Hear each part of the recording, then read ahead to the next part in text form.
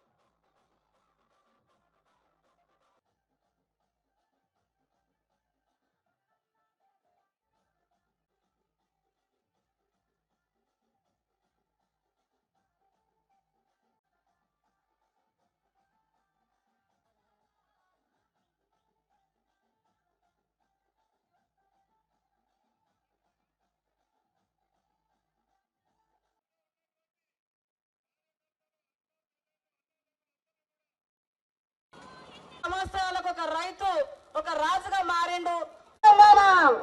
కేసీఆర్ నాయకత్వం, కేసీఆర్ గారి నాయకత్వం.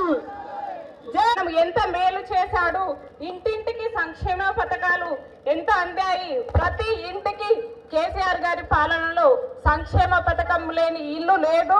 రైతన్నలు ఎంత సంతోషం. జై తెలంగాణ. కారు గుర్తుకే, కారు గుర్తుకే.